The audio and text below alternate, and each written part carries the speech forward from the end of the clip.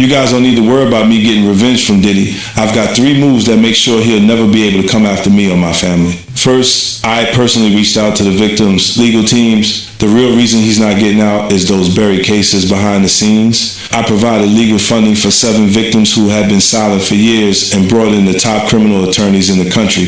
Second, I bought up every potential post-release business deal he had lined up. I planned this 2 years in advance, so by the time he got sentenced and still had hope of getting out, every partner had already cut ties with him. Third, I don't just have evidence, I've got backups. This is an entire minefield that's been buried for 20 years. I uncovered every secret from the last 30 years. With testimonies from the victims, we interviewed over a dozen people he tricked, threatened, or violated. You think that's harsh? No, he destroyed other people's lives for decades. I'm just making sure he spends a few extra years in prison for it. I'm not afraid of his people, not afraid of his threats. I know he's still in there fantasizing about a comeback, but the truth is, he's never coming back. Is this real life? I feel crazy. The world is spinning around me. What's happening? You have 4 eyes. I have 2 fingers. This is not your typical celebrity back and forth. What 50 Cent is doing here is going directly after Diddy while making the case that the full extent of the damage surrounding him runs far deeper than anything the public has been shown so far. And once that foundation is laid, everything that follows takes on a much heavier weight. Turn 16. You know what I'm saying? I'm gonna let you rock this every time you come to LA. Yeah, this gonna be yours. So every time you come to LA, it's a little dusty, but you know, come get the front shot of this. Man. Man out. Minute. Woo. Okay. Okay. Alright, so I'm gonna be driving this next year. Yeah, when you get 16, you come down there, you gotta, you know, wear your seat. I mean, I'm 15, you could ride in the passenger seat. I got my permit. Not yet. No. Alright, 16. You're not ready. 16. Let's slow down. Let's slow down, Justin. Okay. Let's slow down, okay? One step at a time. But yeah, the keys is yours when when you get 16. You're good to go. I'm good to go. Yeah. Alright. And then when you get 18, you get the house. You get the mansion. Okay. I get the mansion? Yeah. So where are we off to now? Where would you like to go? I mean, wherever you want to go. Where are we going? So check this out, yo. Justin, you ever seen the movie 48 Hours? Right now, he's having 48 hours with Diddy, him and his boy. They're having the times of their lives, like where we hanging out and what we doing. We can't really disclose, but it's definitely a 15-year-old's dream. I have been given custody of him. You know, he signed to Usher. I'm signed to Usher. I had legal guardianship of Usher when he did his first album. I did Usher's first album. I don't have legal guardianship of him, but for the next 48 hours, he's with me. So and we gonna go full crazy. I'm going crazy. Crazy. I'm taking this out tonight. What you want to do? What you want to do over the next 48 hours? 48 hours. Let's go. Let's just go get some girls. Let's go hang with some girls. A man after my heart. That's what I'm talking about. That shift in perspective is important, because this is exactly how these kinds of stories are breaking through right now. Old footage, old interviews, old rumors, all being looked at again through the lens of new allegations. And suddenly, things that seemed harmless or disconnected before start forming a very different picture. That's been saying for years, this man is having sex with underage. So now the federal government is looking at that like, yo, when is somebody going to come forward? We got this information, this alleged information, but nobody's willing to come forward. Then they go on and say, yo, Shakur Stewart mysteriously dead. Supposed to be a self-inflicted wound. Person that had everything going for him in their life. Kim Porter dead. Somebody's car gets blown up.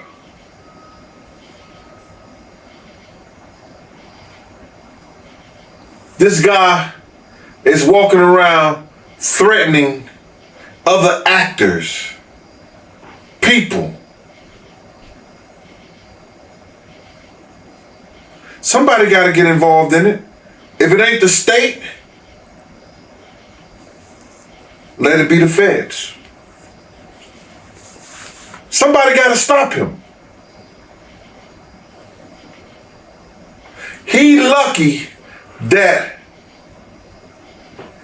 God given him the opportunity to be stopped while he's alive, then have to go to hell and face that shit. He got a chance to repent now, change his life. You mentioned minors, you know, and a lot of people have been trying to drag Justin Bieber into this situation because there's a lot of like suspect looking videos with Diddy and Bieber in it, and you know, they're making a lot of allegations. This is where the story really comes together, because now three things are being held at the same time. 50 Cent as the person forcing the conversation back open, Diddy as the man at the center of it all, and Justin Bieber as a name that makes the entire situation harder to brush aside.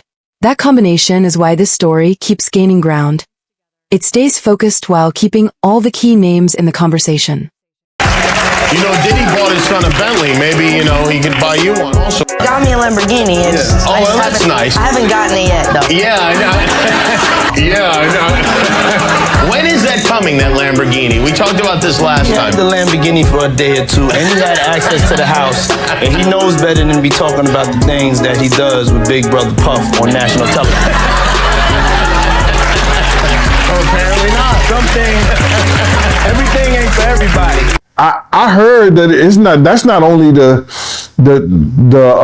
tape that's being shot. There's some other tapes out there, other people too with him, and him doing some things with some other people.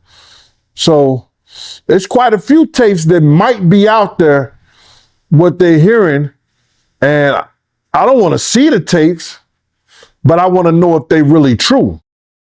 Because if they got some tapes out there and it's with some underage, whether it's celebrities or not, it's gonna be crazy, bro.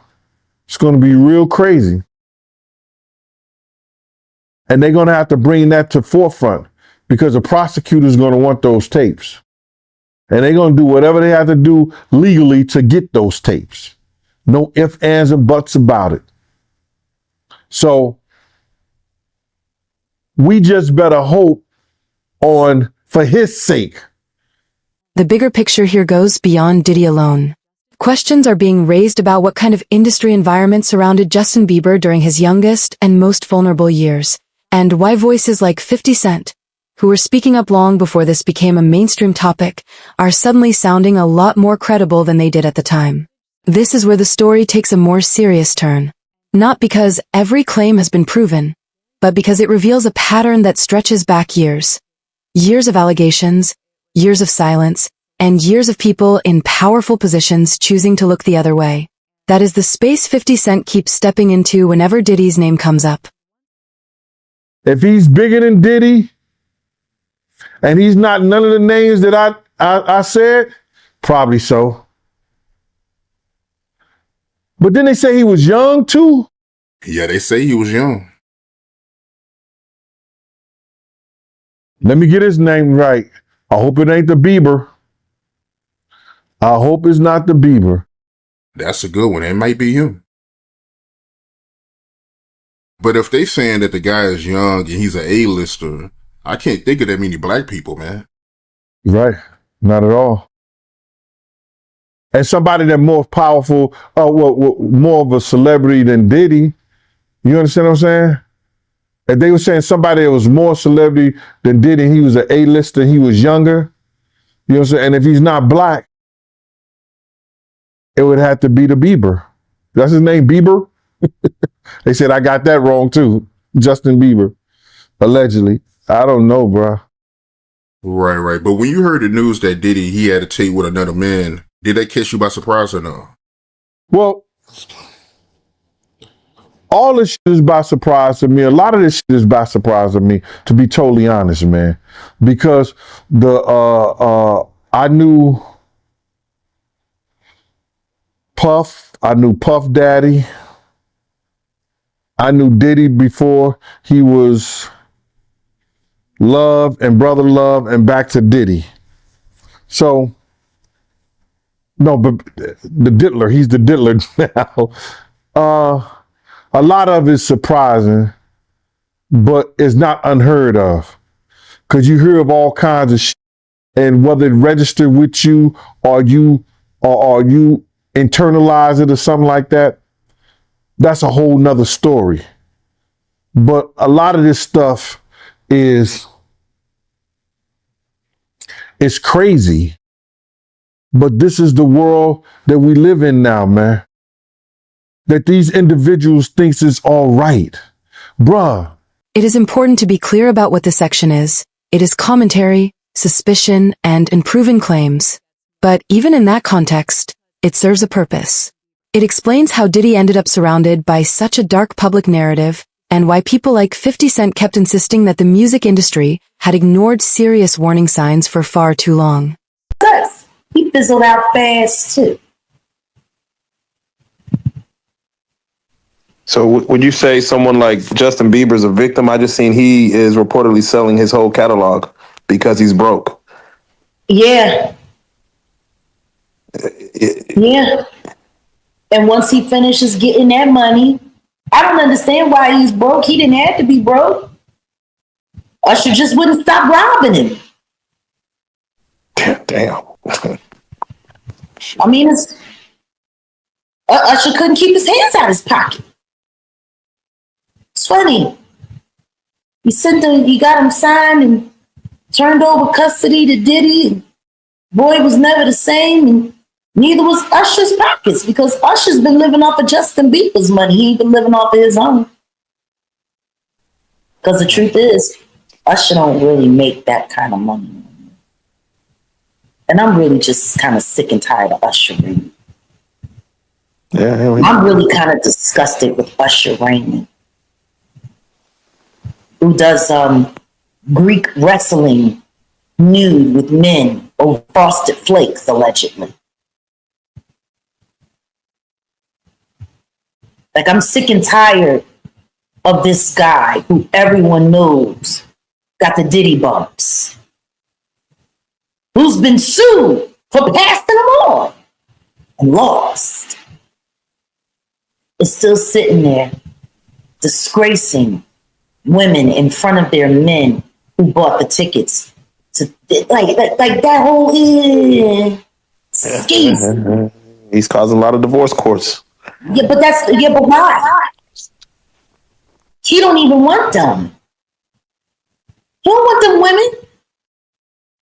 He's literally doing it just to destroy relationships. What is driving this whole conversation is old material being looked at with fresh eyes. That is the engine behind everything. Diddy's carefully built public image is now under serious pressure. Moments involving Justin Bieber that were once overlooked are being pulled back up and examined. And 50 Cent keeps positioning all of those moments as pieces of something much larger than typical celebrity gossip. This is precisely how stories online gain unstoppable momentum. Names get attached, rumors start to feel like established facts, and speculation begins to sound like confirmed truth. The more responsible approach is not to treat any of this as settled, but to understand how Justin Bieber's name became wrapped up in the wider clouds surrounding Diddy, particularly as old footage continued to resurface. And from there, the story expands even further. It is no longer just about Diddy and Justin Bieber. Usher enters the frame, and the suggestion becomes that there is a longer chain of influence, access, and potential damage that's stretched across multiple generations of young artists. That is what makes this feel less like isolated gossip and more like a pattern with a timeline. A video of an interview of Justin Bieber, and he was talking about Billie Eilish, and he was like, he was broke, almost in tears. He's like, I just want to protect her. I just want to keep her safe. Yeah. What do you think he went through? Because he knows what's been happening to Billy. Just like everybody knew what was happening to Millie Bobby Brown, girl. with Drake. These people are monsters. Jermaine Dupri said something interesting. He said the reason that R&B isn't as powerful as it is anymore is because children aren't going to church. Yeah. What is it about the transfer from the spiritual to the secular do you believe that's what made R&B so powerful? Understand this. Rhythm and blues was a combination of gospel and soul music. Because soul music has always been around in one form or another. It's just evolved throughout the years. And you got gospel, rhythm and blues. That's what put that together. That's why they made such a big stink about the Ray Charles incorporating gospel sounds into secular music. Right. Because they wanted people to separate the two. This is demon, this is good. The truth is none of that's real. Right. There is no bad, there is no good. There is what is and there is what is not. And that's sad. But when you take the spirit that comes from that, and see, in church, they preach love, they preach love, they preach love. And God is love. The love that we experience, everything that we do, all of that is just a derivative from the endorphins that come from the relationship with God. It's all there. When you go and you sit in a place and you hear a song sung and it quickens you in your soul and you feel stirred up, how the hell can just a sound coming out of a mouth create all of that? That's God. So when you take God out of society, all you're left with are emotions, impulses, instincts. And that's what the fuck we got. Right. In music. He's absolutely right. If you take God's love out of something, all you're stuck with is the rudimentary shit. The sludge, fucking Gollum running around saying, my precious. You know, that's what you got. And now, Jag, you spoke on Piers Morgan saying that you used to be in this world. Yeah. Of the sex worker world, and you've seen kind of the depravity that the human mind could go to.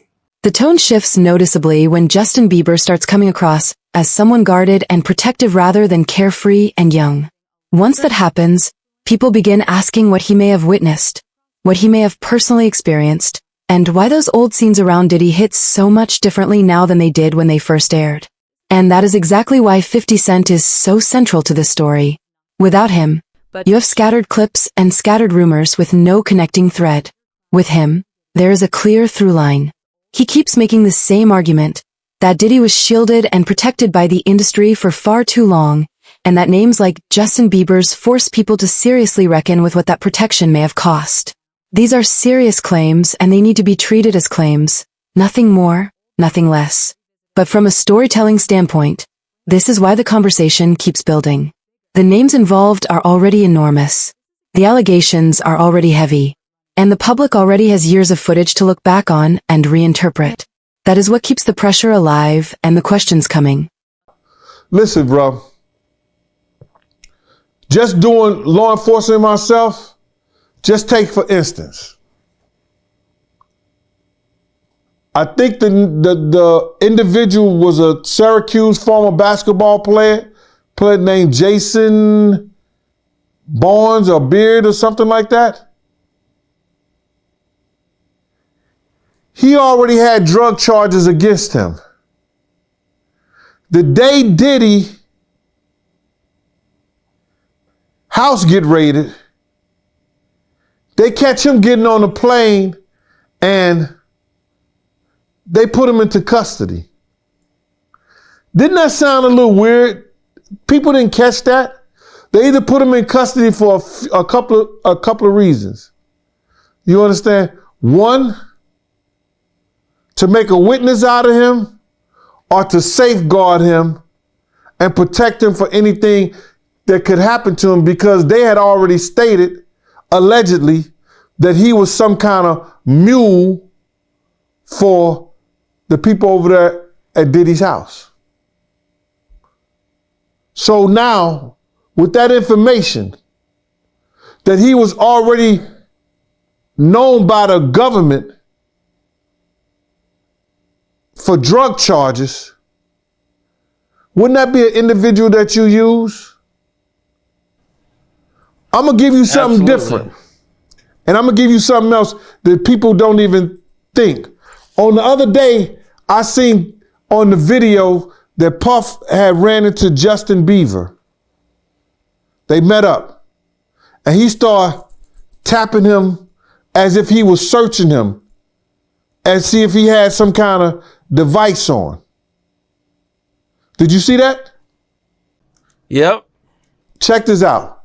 What if the federal government have already talked to Justin Bieber? And Diddy did that on tape.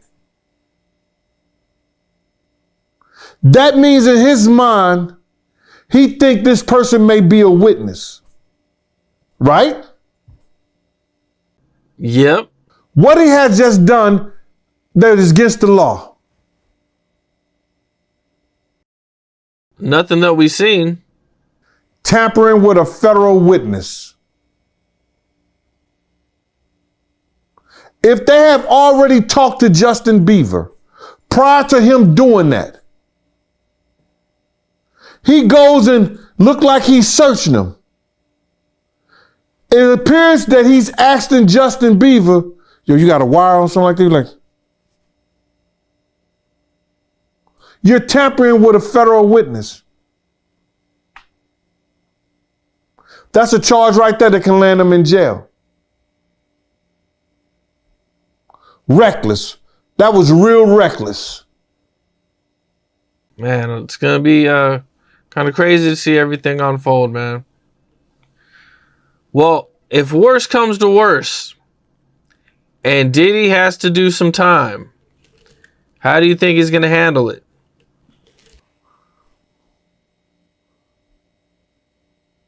Usually individuals acclimate themselves into situations and they do the best that they can do. I just don't think him being a free spirit and off drugs, once he gets into that situation, that he'll handle it that well. I could be wrong. A lot of people believe he's going to end himself. Well, I heard him say that before when that City College incident happened. He was talking like that back then. Because he thought it was a possibility that he would be going to jail. He lost his job at Uptown. So